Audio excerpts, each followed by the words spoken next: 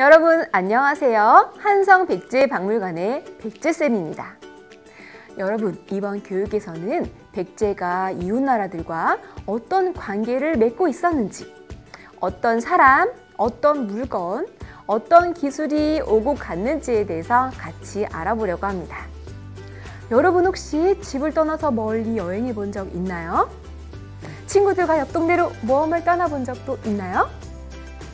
낯선 곳에 가서 이것저것 구경도 하고 사진도 찍고 그리고 새로운 음식도 먹어본다는 건 정말 재미있고 신나는 경험이죠.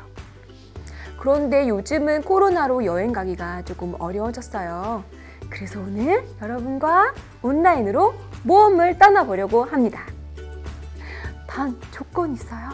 바로 1600년 전 백제로 가야 됩니다. 우리가 오늘 백제의 세계 여행을 따라가 보려고 하거든요. 어때요? 기대가 되나요? 기대가 된다면 준비 완료입니다. 자, 그럼 지금부터 1600년 전 백제로 다 같이 떠나보도록 하겠습니다. 다 같이 출발! 짠! 여러분, 우리 1600년 전 과거로 왔습니다. 어때요? 백제 사람 같나요? 여러분, 1600년 전 우리나라는 어떤 모습이었을까요? 북쪽에는 고구려가 있고 한강 지역 중심으로 백제가 있네요. 그리고 남쪽에는 신라와 가야가 있었습니다. 우리는 지금 백제에 와 있으니까 한강 지역에 와 있네요. 고구려와 신라가 위화를 있으니까 살짝 긴장감이 느껴지는데요. 하지만 백제는 한강 지역에 풍납동 토성 그리고 몽촌 토성 이렇게 큰 두 개의 성을 만들고 왕도를 이루고 있었습니다. 한강은 중요한 기능이 있었어요.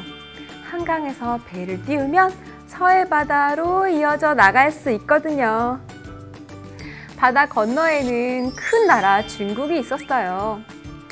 물론 그때에는 서진, 동진, 전현, 후현 이런 여러 나라들이 있었지만 이해하기 쉽게 오늘은 중국이라고 부를게요. 중국 너머에는 인도, 중앙아시아가 있었고요. 그리고 한반도 남쪽으로는 일본도 있었습니다. 이렇게 백제는 바닷길을 통해 세계 여러 나라와 교류하면서 성장해 나가고 있었습니다. 자, 그럼 우리도 이제 여행을 준비해 볼까요?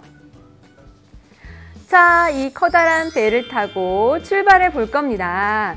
우리는 중국 남쪽에 있는 동진이라는 나라로 가볼 거예요. 어서 타세요. 무섭다고요? 걱정하지 마세요. 백제의 배는 크고 튼튼합니다. 백제는 오랫동안 바다를 항해하면서 배 만드는 기술 그리고 항해술이 점점 발전했어요. 네, 이제 출발할게요. 한강을 출발해서 서해 바다로 나갈 겁니다. 저기 우리가 도착할 곳이 보이는 것 같은데요. 여러분, 드디어 중국에 도착했어요. 역시 중국은 사람도 많고 물건도 많네요. 중국은 중앙아시아랑 연결이 되어 있기 때문에 세계 여러 나라와 교류하고 있어요. 여러분, 와서 이것 좀 구경해 보세요. 신기한 게 너무 많아요. 여러분, 아름답고 부드러운 비단이에요. 촉감도 정말 매끄럽고 색도 고와요. 그런데 이런 비단은 값이 비싸요. 왜냐하면 누에고치에서 실을, 가느다란 실을 한 올 한 올 뽑아서 만들기 때문에 그래요.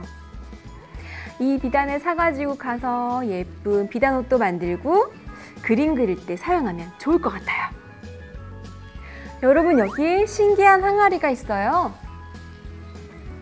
동물 머리 모양이 여기 있는데요. 그리고 입에 구멍이 뚫려 있어요. 너무 재미있죠? 여러분, 어떤 동물인 것 같아요? 맞습니다. 닭의 머리 모양으로 되어 있는 항아리예요. 손잡이를 잡고 이렇게 숙이면 닭 입에서 물이 나오게 돼 있어요. 너무 재미있죠? 항아리가 아니고 꼭 주전자 같죠? 그런데 왜 중국 사람들은 닭 머리 모양으로 만들었을까요? 중국 사람들은 닭을 신성한 동물이라고 생각했대요.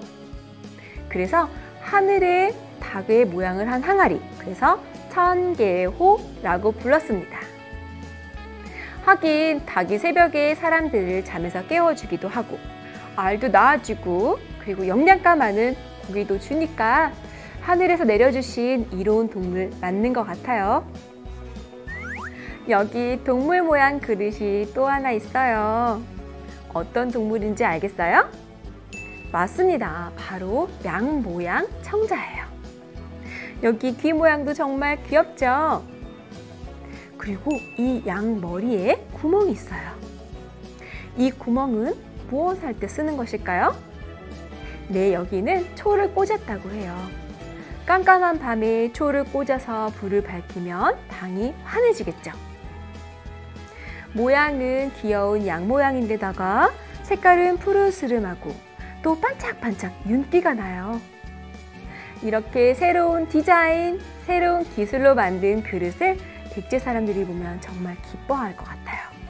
그리고 백제의 그릇 만드는 기술도 점점 발전하겠죠? 여러분, 이것은 정말 귀한 물건이에요. 청동초두라고 부르는데요. 왜 귀하냐고요? 일단 청동으로 만들어졌고요. 그릇을 받치는 다리가 있잖아요. 이것은 제사 때 사용하는 귀한 그릇이라는 뜻이에요. 그리고 손잡이에 용머리 조각이 있는 것도 예사롭지 않네요. 이 그릇은 제사 때 어떻게 사용했을까요? 네, 이 안에 술이나 차를 넣어서 끓이는 용도로 사용했다고 합니다. 뜨거우니까 손잡이 잡을 때 조심해야겠죠? 이보시오, 이보시오! 빨리 서두르시오! 네? 무슨 일이 있나요? 오늘이 바로 중국 황제의 생일잔치 날이지 않소? 여러분, 중국 황제의 생일잔치래요. 재밌겠어요. 우리도 같이 가봐요. 빨리 가봅시다. 와, 정말 많은 나라 사람들이 모여있네요. 백제, 외나라, 파사국, 남아수국, 구자국, 호밀당국까지 모두 13개 나라에서 모여왔어요. 정말 생김새도 다르고 옷차림도 전부 달라서 신기하네요. 실제로 이 장면을 그림으로 그려서 남긴 것이 있답니다. 세계 여러 나라 사신들이 선물을 가지고 모였네요. 역시 남아수국에선 살아있는 앵무새와 코끼리 상아를 준비했고, 구자국에서는 메론과 포도, 귀한 과일을 준비했어. 그리고 이란에서는 역시 유명한 베르시아 카페트를 준비했고. 아, 그렇군요. 각자 자기 나라에서만 나는 특별한 물건들을 준비한 거네요. 우리나라 대통령이 다른 나라에 진돗개를 선물하고 중국에서 판다를 선물하는 것과 비슷한 것 같아요. 대통령? 그게 뭐요? 아, 그런 게 있어요. 중국에서 더 구경하고 싶은데 이제 백제로 돌아가야 될 시간이에요. 하지만 여러분, 여행은 또 계속되니까요. 기대해 주세요. 그럼 백제로 고고! 여러분, 이거 보세요. 일본에서 편지와 선물을 보내왔어요. 제가 한번 읽어보겠습니다. 좋은 내용인데요. 읽을 수 있는 거 맞냐고요? 그럼요. 지금처럼 백제와 일본이 좋은 관계로 지내기를 바란다는 내용이에요. 일본은 백제의 기술과 지식을 배우고 싶어 하거든요. 아, 이렇게 선물과 편지를 받았으니 우리도 답례로 선물과 편지를 보내야겠죠? 백제 왕은 일본에 어떤 선물을 보낼까요? 짠! 백제 최고의 보물 칠지도입니다. 지금까지 이런 칼은 없었다. 광고냐고요? 아니에요. 이 칼에 직접 새겨져 있는 글씨랍니다. 양쪽에 나뭇가지 모양의 칼날이 하나, 둘, 셋, 그리고 또 하나, 둘, 셋. 가지가 모두 칼날이 7개. 7, 7, 가지지 칼도 바로 칠지도입니다. 이 칼에는 금으로 글씨가 새겨져 있어요. 철에 홈을 판 다음 금실을 박아 넣어서 글씨 61개 글자를 새겼습니다. 엄청나죠? 길이 74.9cm, 뜨거운 불에 100번을 단련한 강철. 이 칼을 보고 일본 사람들이 얼마나 놀라고 신기할지 벌써부터 기대가 되네요. 백제의 근초고왕이 태자 근구수에게 명하여 일본에 선물했다고 알려져 있는데요. 1600년이 지난 지금까지 잘 보관하고 있는 것을 보면 굉장한 보물로 여겼던 것은 분명합니다. 백제가 일본에 선물한 두 번째 보물은 바로 금동 관모와 금동 신발입니다. 반짝반짝하고 정말 멋있죠? 이렇게 머리에 쓰고 연결된 끈을 턱 밑으로 이렇게 묶으면 완성! 아, 이런 금동관은 임금님만 쓰는 거 아니냐고요? 또 어떻게 일본에 선물했냐고요? 이런 보물을 선물하는 이유가 있죠. 백제왕은 넓은 땅을 다스리기 위해서 먼 곳에 있는 지배자들에게 이런 금동 관모와 신발을 하사했어요. 지배력을 인정해주고 백제의 영향력을 넓히기 위해서죠. 실제로 백제 수도에서 멀리 떨어진 곳에서도 금동 관모와 금동 신발이 발견됐어요. 그리고 바다 건너 일본 규슈에서도 금동 관모와 신발이 발견되었답니다. 아, 이 신발은 쓸 수 있냐고요? 좀 크고 불편할 것 같죠? 이 신발은 죽은 사람들을 위해서 준비된 것으로 알려져 있어요. 이를테면 장례용품이라고 하면 되겠죠? 일본에 보낼 세 번째 선물은 바로 이겁니다. 여러분, 이게 뭘까요? 동그란 모양의 꽃잎 무늬가 이렇게 꾸며져 있어요. 무게도 상당히 묵직한데요. 네, 이미 맞춘 친구들 있는 것 같아요. 힌트는 지붕과 관련이 있습니다.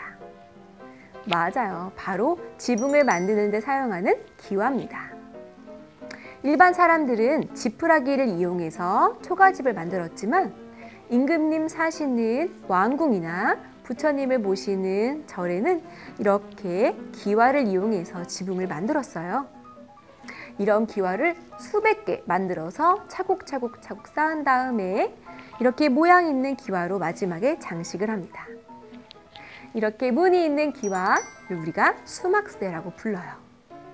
이 수막새와 그리고 기와 만드는 기술을 일본에 전해줄 거예요. 아, 그런데 여러분, 여기 수막새에 있는 꽃이 어떤 꽃인지 알 수 있을까요? 힌트는 가운데 있는 부분입니다. 네, 맞아요. 바로 연꽃이에요. 연꽃은 불교를 상징하는 꽃이에요. 불교도 백제를 통해서 일본으로 전해졌답니다. 이렇게 연꽃무늬 수막새와 불상을 일본에 전해주면 일본 사람들이 정말 기뻐할 것 같아요. 일본에 보낼 선물이 정말 많네요. 우리 이제 일본으로 출발해 볼까요? 이번에는 남쪽 바다를 건너서 일본 오사카에 있는 나니와라는 항구로 갈 거예요. 배에 선물을 가득 싣고 일본으로 출발! 여러분, 드디어 일본에 도착했어요. 여기가 어디냐고요? 여기는 부처를 모신 절이에요. 가운데에 높은 탑이 있고요. 뒤쪽에 불상을 모신 건물이 있어요. 역시 지붕은 기와로 만들어져 있네요. 그런데 기와를 만들어서 올리는 사람이 백제의 와박사들이에요. 와박사가 누구냐고요? 바로 기와를 만드는 최고의 기술을 가진 사람들이에요. 그리고 탑을 쌓는 사람들도 백제의 노반 박사들이네요. 백제에서는 이렇게 최고의 기술을 가진 사람들을 박사라고 부르고 아주 좋은 대우를 하고 있어요. 그래서 백제의 기술도 점점 발전했겠죠? 백제의 건축가들이 건물을 짓고 또 솜씨 좋은 백제의 화가들이 벽에 그림을 그리고 있어요. 훌륭한 백제 기술자들이 이렇게 멋지게 활동하고 있어서 자랑스러운 것 같아요. 이 절이 지금도 일본에 남아있냐고요? 1600년이 지났는데 남아있을까요?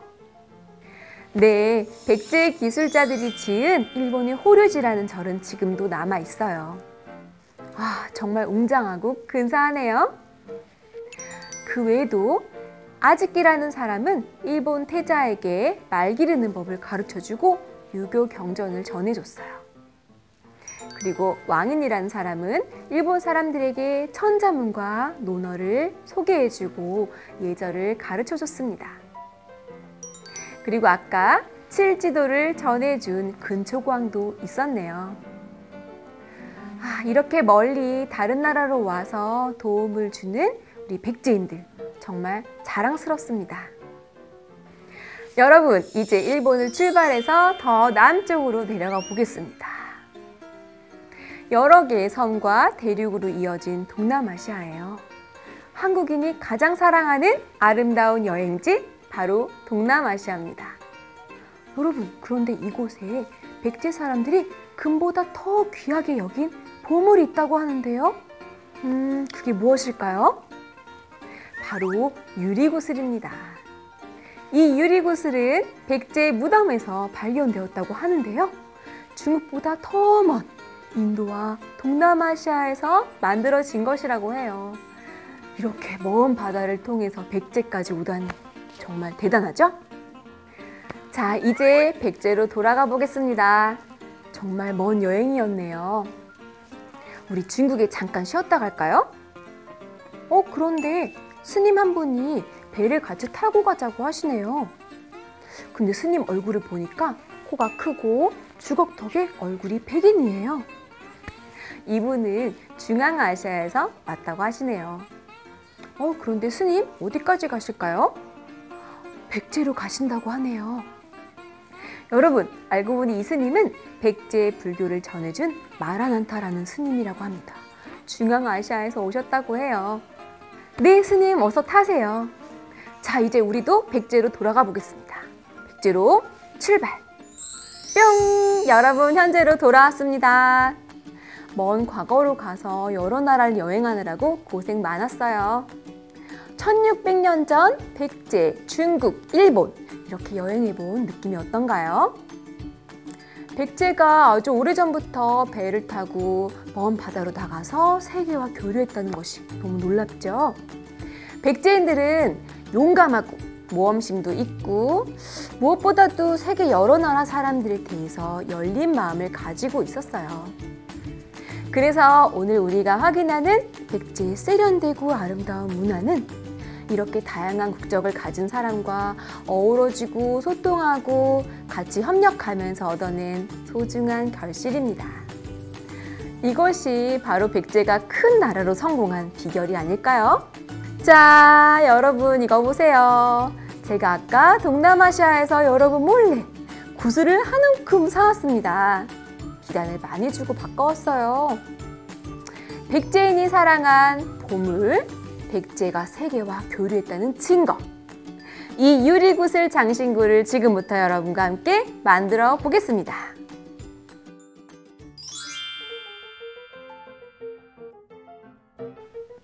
자, 여러분 지금부터 재미있는 구슬 팔찌 만들기를 시작해 보겠습니다. 팔찌 만들기는 어렵지 않아요. 선생님과 함께 차근차근 만들어 보면 되겠습니다. 자, 그럼 여기 있는 재료를 소개해 줄게요. 먼저 구슬 팔찌 만드는 준비물 주머니가 있고요.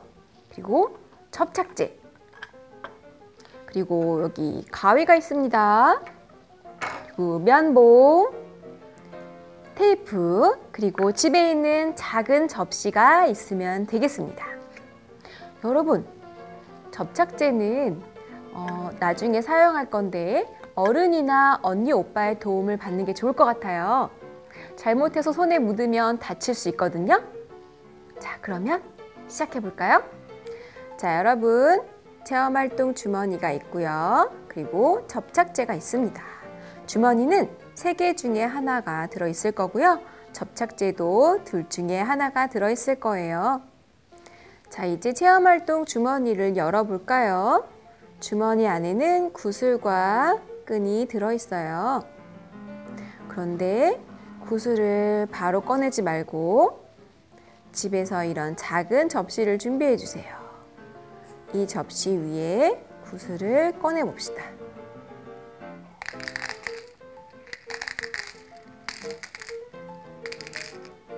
구슬은 넉넉하게 들어있어요. 자, 여기 끈도 있네요. 여러분, 여기 있는 구슬은 전부 자연에서 가져온 원석이에요. 그래서 여러분이 받은 구슬은 모두 다른 모양, 다른 무늬를 가지고 있어요. 자, 어떤 구슬을 어떤 순서로 배치할지 생각해 보세요. 세상에 단 하나밖에 없는 나만의 팔찌를 만드는 거예요. 팔찌를 만들 때는 팔목의 두께도 생각해야 돼요. 너무 크면 쭉 빠지고 너무 작으면 팔에 들어가지 않겠죠. 만약에 선물할 거라면 그 사람의 팔 두께를 생각해서 배열을 해주세요. 자, 준비가 됐다면 이제 실에 끼워 보도록 하겠습니다.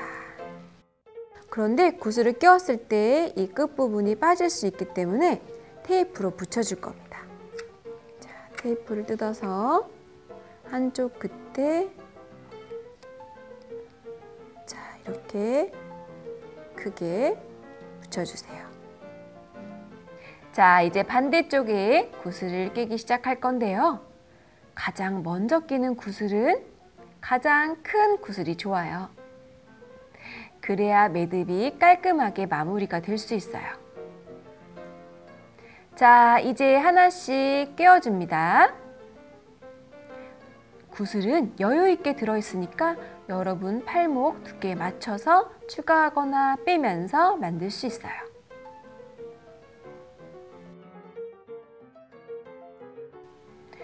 자, 이제 어느 정도 끼웠으면 팔에 둘러서 길이를 맞춰 봅시다. 구슬이 남아도 괜찮아요. 자, 이제 다 끼웠다고 생각이 되면 끈을 묶어 볼 거예요. 끈은 2번만 묶을 거예요.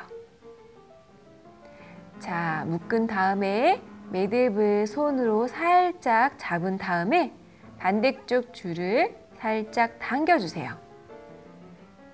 너무 세게 당기면 줄이 끊어질 수 있으니까 조심하세요.